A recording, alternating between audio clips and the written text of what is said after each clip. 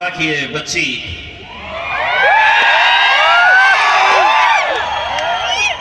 उसने अपने जीत की खुशी के अंदर उसने एक बात कही थी कि हम मुमरा को हरा कर देंगे। तो इतना बवाल किया गया था मानो देश में कोई मुद्दा बचा ही नहीं था। 8 बजे रात में, 9 बजे रात में, 10 बजे रात में कोई भी चैनल खोल लो तो बस उसी के ऊपर चर्चा हो रही थी कि मुमरा को हरा कैसे किया जा सकता है। एक भारतीय जनता पार्टी का एक तोतला नेता है, वो वहां पर पहुंचा मुमरा में और वहां पर जाकर उसने कहा इतने ऊपर तेज कर दो।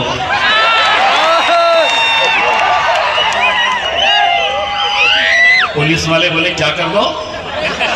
तो बोले इतने ऊपर पेट तेज कर दो।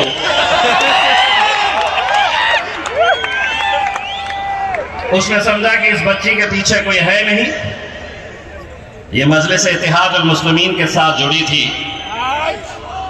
मैं जब वहां पर ये देख रहा था कि किस तरीके से भारतीय जनता पार्टी, शिवसेना वाले, कांग्रेस वाले इसका बवाल कर रहे थे और इस बच्ची को टारगेट किया जा रहा था, तब मैंने कहा कि रुको, तुम्हारा बाप आ रहा है।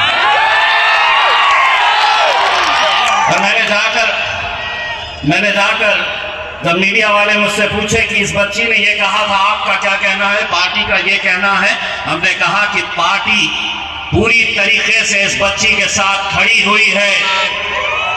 और मैंने कहा कि सुन तोतले,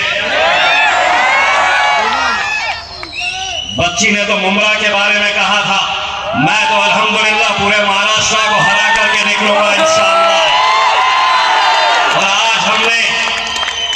और आज हमने जब हजारों गाड़ियों का काफिला लेकर निकले तो झंडे कौन से कलर के थे? महाराष्ट्र के कोने कोने से गाड़ियों पर हमने तिरंगा लहराते हुए मजलिस इत्तेहाद अल मुस्लिमीन के हरे झंडों को लगाकर हम यहां पर आए। मैं सिर्फ इतना कहना चाहूंगा कि महाराष्ट्र में हाल ही के महानगर पालिका और नगर परिषद के इलेक्शन में महानगर पालिका में 125 सीटें और नगर परिषद में 83 सीटें जीते हमने।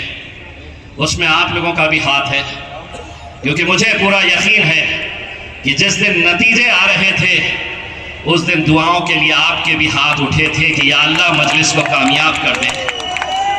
लेकिन इस जीत का सेहरा अगर किसी के सर पे जाता है, ये जीत अगर किसी की वजह से मुमकिन हुई है, तो सिर्फ और सिर्फ हमारे कायद बैरिस्टर असदुद्दीन अवैसी साहब और अकबरुद्दीन अवैसी साहब की वजह से ये मुमकिन हुई है। कहां कहां, कैसे कैसे, क्या क्या चल रहा था। अरे अल्हम्दुलिल्लाह आरएसएस के गढ़ में भी अपना झंडा लहराए है अभी नागपुर के अंदर, और अभी तो शुरुआत है। इंशाअल्लाह देखिए आगे आगे होता है क्या। बहुत हमने सुना है, बहुत हमने सहा है। अभी कुछ देर पहले जब यहां पर हम आकर बैठे तो यहां पर सामने एक बंदा बैठा हुआ था, असद साहब और अकबर साहब को देखकर इतनी उटपटांग हरकतें कर रहा था। मैं गौर से उसे देख रहा था, उसके सर पे बाल नहीं थे।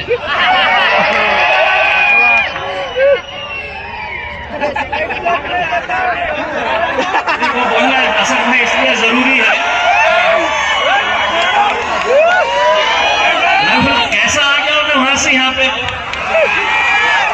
और हमारे मजलिस के जिम्मेदार, कितनी गलत बात है। उसको उठाकर लेकर चले गए, यहां से उठा के वहां पे बाहर लेकर चले गए। रुकना था, अपन जाएंगे ना सब जने, यूपी जाएंगे और वहां पर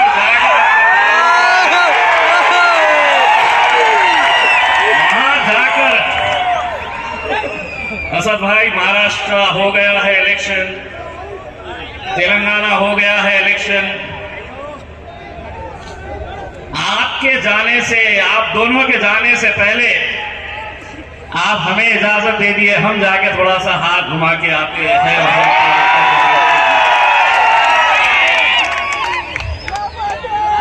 आपने सुना होगा कि आज इस मुल्क के अंदर कैसी कैसी बातें। आसाम के एक मुख्यमंत्री साहब ने कहा कि अगर कोई मियां ऑटो रिक्शा वाला है, उसके रिक्शे में तुम बैठे हैं, किराया 5 रुपये हुआ तो 4 रुपये दो, मियां को परेशान करो। असद भाई ने जवाब दिया, तू 1 रुपया कम दे रहा है, ले मैं तुझे 2 रुपये देता हूं, 1 रुपया और देता हूं। यही बात अगर अकबर भाई बोले होते तो क्या बोलते?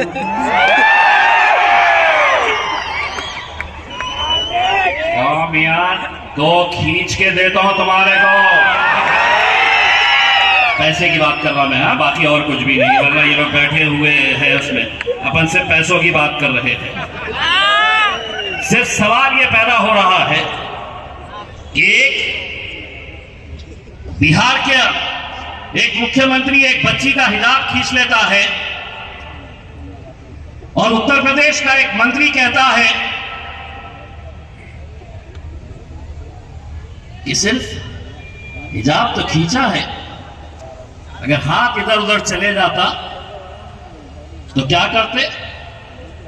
सोचिए आपके इस मुल्क के अंदर इनकी ज़हनियत कैसी हो गई है, किस घटिया लेवल के ऊपर उसकी पोती की उम्र की बच्ची के बारे में वो कह रहा है कि अगर हाथ इधर उधर चले जाता।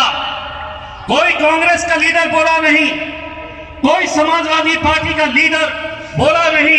जिस लहजे के अंदर उसको जवाब देना चाहिए था, हमने जवाब दिया। अगर तू हमारे सामने होता और इस तरह का अगर तू जबान का इस्तेमाल करता तो तेरा हाथ तोड़कर दूसरे हाथ में दे देते हम। अगर किसी भी जाति, किसी भी धर्म और किसी भी मजहब की बच्ची के बारे में तुम ये कहते,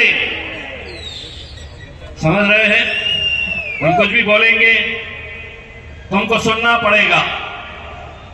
नहीं, हम कोई दूसरी सियासत जमात को मानने वाले नहीं है, हम शेरों की जमात से ताल्लुक रखने वाले हैं। हमने अगर बोलना सीखा है तो अकबरुद्दीन अवैसी साहब से और असदुद्दीन अवैसी साहब से बोलना सीखा है, और इतने सालों तक तुम बोलते थे। अब हमें मौका है, अब हम बोलेंगे और तुम्हारे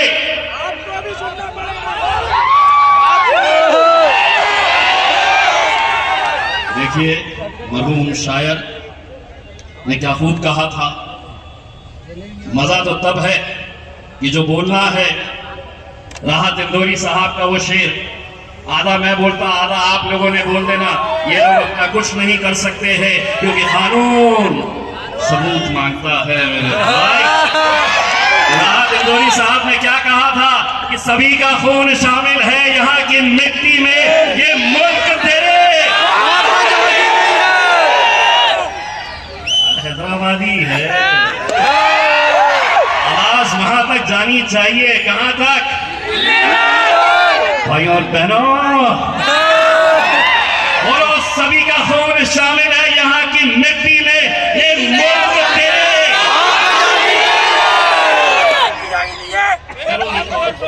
कुछ नहीं आने वाला आपके हाथ में, बोलेंगे आप ही और हमने सुनते रहना। तो हम समझ गए हैं कैसा बोलना, आधा हम मेरे भाई, मैं आप लोगों से सिर्फ इतनी इल्तिजा करना चाहता हूं कि जिस जमात से हम सभी लोग जुड़े हुए हैं उसने हमें बोलना सिखाया, हक के लिए लड़ना सिखाया। आज कितना फख्र होता है हमें जब बैरिस्टर असदुद्दीन अवैसी साहब पार्लियामेंट के अंदर अकेले बैठकर हुकूमत से आंख में आंखें डालकर सवाल करते हैं, बहुत अच्छा लगता है। लेकिन आज मजलिस को कमजोर करने के लिए, मजलिस को गिरता हुआ देखने के लिए कैसी कैसी साजिशें रची जा रही हैं, कैसे कैसे हथकंडे अपनाए जा रहे हैं। इसीलिए ये बात आप अच्छी तरीके से समझ लीजिएगा कि बाहर के दुश्मन तो बाहर है, वो भी मजलिस को कमजोर करना चाहते हैं। लेकिन आपको एक बात कहना चाहूंगा, जमाने में आए हो तो जीने का हुनर रखना, जमाने में आए हो तो जीने का हुनर रखना। गैरों से कोई खतरा नहीं, अपनों से नजर रखना। मजलिस को कमजोर करने वालों में गैरों से ज्यादा कुछ अपने ही लोग हैं, जिन्हें अच्छा लगता है किसी और का झंडा और डंडा पकड़ना। लेकिन आज मजलिस की वजह से ये झंडा भी अपना है, डंडा भी अपना है। मोदी जी समझ रहे हैं कि ईवीएम हमारी है, हुकूमत हमारी है, पुलिस हमारी है, लेकिन आवाम हमारी है, आवाम हमारी है। मेरे भाई, यकीनन आप लोगों ने जिस मजलिस को यहाँ पर पलता हुआ, बड़ा होता हुआ देखे हैं, आज पूरे हिंदुस्तान के अंदर मजलिस कैसे ताकत के साथ पहुंच रही है। मुंबई में 8 सीटें जीत कर लाना यकीनन अतीक सर मुबारकबाद के हकदार है। यकीनन महाराष्ट्र के वो, औरंगाबाद के वो तमाम गैर मुसलमान, दलित, पिछड़े जिम्मेदार है कि महाराष्ट्र के अंदर सबसे ज्यादा 33 सीटें अल्हम्दुलिल्लाह औरंगाबाद के अंदर हमने जीत कर लेकर आए। यह अल्लाह का लाख लाख करम है। मुमरा में 5 सीट क्या लेकर आ गए, सारों के पे हो गया। एक बात मैं असद साहब की मौजूदगी के अंदर ये गुजारिश करना चाहूंगा, असद साहब, अगर हम किसी को गठ नेता बनाते हैं, किसी को पार्टी का नेता बनाते हैं और वो उस ओहदे के ऊपर जाकर अपनी मर्जी के हिसाब से फैसले लेता है, वो ये समझने लगता है कि मैं पार्टी से बड़ा हो गया हूं, पार्टी के फैसले मैं करूंगा। जैसा हमने अभी आकोट के अंदर देखा कि पार्टी का फैसले के खिलाफ जाकर वहां के गठ नेता ने किसी और का साथ दिया। अमरावती के अंदर एक हमारी मीरा कामड़े नाम की जीत कर आई मजलिस के नाम से, मजलिस ने उसे वोट दिया और फिर जाकर भारतीय जनता पार्टी का साथ दे दी। मैं असद साहब की इजाजत से यह कहना चाहूंगा कि ऐसे जितने भी दल्ले लोग हैं, इनको हम सोशल मीडिया के ऊपर इतना बदनाम करेंगे, सोशल मीडिया के ऊपर इनकी तस्वीरें लगाकर लोग इन्हें देखें और कहे ये दलाल जा रहा है, ये कौन जा रहा है। वरना इतनी मेहनतों के साथ लोग जिता कर लेकर आते हैं और देखिए फिर कैसे कैसे हथकंडे चंद रुपयों के लिए ये कर देते हैं। हिसाब सबका लिया जाएगा, किसी को इंशाअल्लाह बख्शा नहीं जाएगा।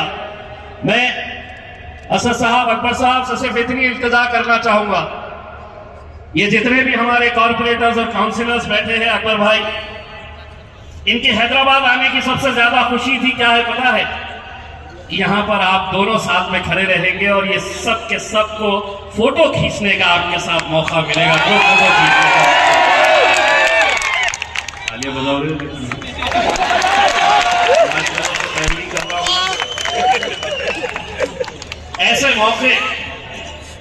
ऐसे मौके ये हमारी खुशनसीबी है कि जिनको लोग देखने के लिए तरसते हैं, आज वो दोनों ही हमारे शेर हमारे सामने मौजूद है। हमारी फख्र है, हमारी शान है ये। हम हर चीज बर्दाश्त कर सकते हैं, लेकिन मजलिस के हमारे ये दोनों ही शेरों के बारे में हम खतई कुछ बर्दाश्त नहीं करेंगे। बस आप लोगों से यही इल्तिजा करने के लिए आए हैं हम कि अब ये सफर आगे बढ़ेगा, बहुत तेजी के साथ बढ़ेगा इंशाअल्लाह। अगर असद साहब ने हुक्म दिए, अपनी तो यूपी में ससुराली है भाई।